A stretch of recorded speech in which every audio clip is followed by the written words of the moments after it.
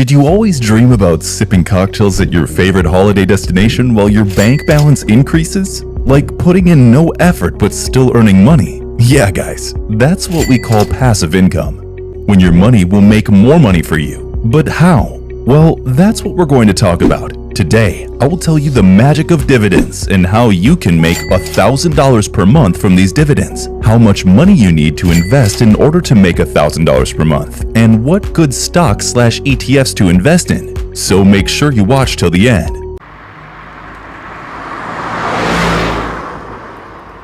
Okay, so first of all, you need to sit down and study these two steps before you reach any decision. 1. Choosing the desired dividend yield. Earning $1,000 a month with putting in the minimum amount of effort is a win-win situation, but the question arises, how much investment capital should you start with? So let's suppose that the dividend yield is 5%. This means you'll be getting a 5% annual return from the amount you've invested. To get $1,000 a month, you'd have to invest $240,000. Now, I agree, that's a considerable amount, but the journey to a glorious destination starts with a single small step. So, what is a good dividend yield? Any yield between 3 to 5% qualifies as a good dividend yield, where there's hope of considerable returns. But the red area starts from 10%, and anything above that radiates risk. Okay, the next step is finding dividend-paying stocks. Now, not every company pays its shareholders dividends, so your aim is to search for those companies which consider their shareholders important. Now, don't go for startups and technology companies because these companies are in their initial phases. Most of the time, tech companies and startups reinvest all their profits, so the question of dividend does not even come into existence. Similarly, most of the startup companies are in negative cash. This means that they're in debt, so of course, you won't accept a full-course dinner from a street pizza place. Another thing to look out for is a company's payout ratio. The dividend payout ratio is the fraction of the net income a firm pays to its stockholders in dividends. Now, ideally speaking, a company with a high payout ratio seems like a dream come true because this means you'll be getting higher returns. But this is real life, not a physics problem where an ideal situation exists. If you see a company with a payout ratio higher than 100%,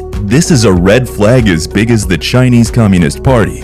Because what a few companies do is that they set traps and play tricks to lure potential shareholders. They attract them with high dividend percentages. And when considerable investors fall victim to this trap, they decrease the dividend percentage. Another thing with a high dividend percentage stock denotes that its market growth is slow, and in order to keep pace with the market, it has to increase dividends. A good example of such stocks are in the energy industry, like gas and fossil fuels, where the stock itself is not appreciating that much, so the owners are in turn forced to increase the dividend percentage. Before we move to the next point, please like this video and click on that subscribe button so that we can remain connected in the future. So, the next thing I'd like you guys to concentrate on is how well the stocks of a particular company are performing. Like, suppose the company is offering you a dividend percentage of 14%, but it's losing its stock value at a rate of 6%. This is not a wise investment because if stocks are falling, the profits will be affected too, and so will the dividends.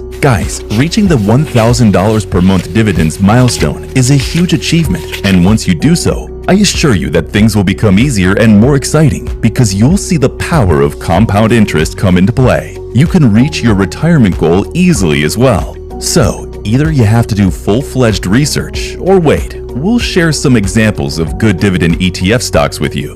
1. Schwab's U.S. Dividend Equity, SCHD. It's a great investment choice for people who want to control things while being in the back seat. It holds stable companies like Home Depot, Texas Instruments, PepsiCo, and BlackRock. This fund provides you with a dividend yield of 3% while having those stocks whose value will appreciate over time. In this case, you need to have an investment portfolio of $400,000 to earn $1,000 per month in dividends. But suppose you're considering upgrading your investing game and aiming for higher profits over a more extended period. In that case, the best choice is to go for Vanguard's Growth ETF, which is perfect for investors whose primary concern is those stocks that have up-and-coming future prospects with minor dividend yields like here, which is 0.44%. Here, the most significant holdings are Apple, Microsoft, and Amazon. Since these are technological giants, that's why the dividend yields on these stocks are minimum. In this case, to earn $1,000 per month, you'll need a colossal amount of $2.75 million. That's $2,750,000 to invest in this fund. Now, the dividend returns might seem a meager amount when compared to the amount you're investing in, but don't forget that you're playing with big names here, and the growth potential here is huge. Okay, until now we were talking about two funds that were on the extremes. One had a good dividend yield with a not-so-great growth potential, while the other had tremendous growth potential but a not-so-good dividend yield. Now, we'll talk about a fund that balances both the growth potential and a reasonable dividend yield. S&P 500 Index. It's a fund that tracks the S&P 500, including the top 500 companies listed on the US stock exchange. It's an excellent option for someone who's not willing to put in a daily effort but still wants a healthy mixture between good growth potential and dividend yield. That's because this fund exposes your money to different kinds of companies, from Apple and Microsoft to Johnson & Johnson and JP Morgan. This fund provides you with a dividend yield of 1.38%. So in order to earn $1,000 per month, you'll have to invest $920,000. Another option is to go for dividends of the stocks that are industry related, like real estate or energy supplies. These stocks usually provide a high dividend yield. Like Vanguard's Energy ETF VDE has a higher dividend yield of 3.5%. Plus, you can individually invest in the companies listed on the S&P 500. But the question arises that there must be a shady reason for these high percentages. So you have to weigh your odds, analyze the risks, and then go for a decision. Guys, this is where I end the chapter today. I hope your understanding of dividends did raise some points after watching this video. Do give it a thumbs up and don't forget to click that subscribe button. We'll be back with another video.